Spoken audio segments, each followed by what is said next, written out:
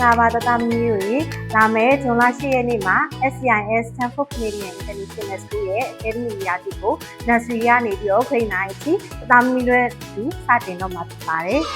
ဒါကြောင့်ကျောင်းပြည့်မြင့်မတိုင်မီဖြစ်ဖြစ်မေတို့နဲ့တသားမီးတို့လေးကြိုတင်ပြင်ဆင်ထားတဲ့အချက်လက်လေးတွေကိုဗီဒီယိုလေးနဲ့အတူညှဝေပေးသွားမှာဖြစ်ပါတယ်။ဖြစ်ဖြစ်မေတို့အနေနဲ့ကျောင်းတက်ရောက်မဲ့တသားမီးတွေအတွက်ဘာတွေကြိုတင်ပြင်ဆင်ထားရမလဲဆိုရင်ကျောင်းဝတ်စုံခဏကြိုးဖို့အိတ်နဲ့ကျောင်းသုံးပစ္စည်းတွေကိုအစင်းလေးပြင်ဆင်ထားပြရပါမယ်။ဒါအပြင်ရေဘူးထမင်းဘူးနဲ့ကိုပိုင်ပစ္စည်းတွေကိုလည်းနာမည်လေးတွေတက်ထားပြရပါမယ်။ပြီးရင်တော့အိတ်ချိန်မလုံးချိန်တွေကိုလည်းတသားမီးတို့ကိုပုံမှန်ပြန်လည်ပြီးတော့သတ်မှတ်ပေးရပါမယ်။အဲ့ဒါအပြင်မျက်စာကိုလည်းအာဟာရပြောအားစာနဲ့စားသုံးပြီးတော့ပညာသင်နှစ်အစမှာဆရာမတွေတကယ်ချင်းဖြစ်နေတဲ့အပြုသဘောဆောင်တဲ့စကားမျိုးတွေကိုဒီမျိုးတွေအနေနဲ့တသားမျိုးကိုပြောပြပေးရမှာဖြစ်ပါရဲ့ရှင်။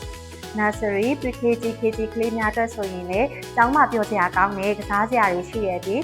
ဆရာမတွေကတသားမီးကိုကူညီပေးမယ်တကယ်ချင်းဖြစ်နေတွေ့ရမယ်ဆိုတဲ့အားပေးစကားလေးတွေပြောပေးခြင်းကကျောင်းစတင်တဲ့နေရာမှာတသားမီးတွေကိုယုံကြည်မှုပုံပုံပြီးတော့ရှေ့ဆက်မှာဖြစ်ပါတယ်။အဓိကသတိထားမယ့်အချက်တွေအနေနဲ့ညနေအထိဖုန်း tablet နဲ့ TV ကြည့်ခြင်းကျောင်းစိုးရင်စိတ်ဖြစ်စေမယ့်စကားများပြောဆိုခြင်းဘလိုလားအပ်တဲ့ပို့တံပစ္စည်းများယူဆောင်လာခြင်းကျောင်းတို့နောက်ကျရောက်ရှိခြင်းများကိုမပြုလုပ်သင့်ဖို့အတွက်အဓိကသတိထားပေးရမှာဖြစ်ပါတယ်။ကဲဒါဆိုရင်တော့အခုညဝေသားပေးတဲ့အချက်လေးတွေကဖြစ်မင်းတသားမီးတို့အတွက်အကျိုးရှိစေမယ်လို့ယုံကြည်ပါတယ်နော်။ဒါကြောင့် SCIS မိသားစုမှာတသားမီးများအားလုံးကိုနှွေးထွေးစာကြိုဆိုလျက်ရှိပြီးပျော်ရွှင်မဲ့တည်ယူမှုခီးစဉ်တွေကိုအတူတကွစတင်နိုင်ဖို့စောင့်မျှော်နေပါတယ်ရှင်။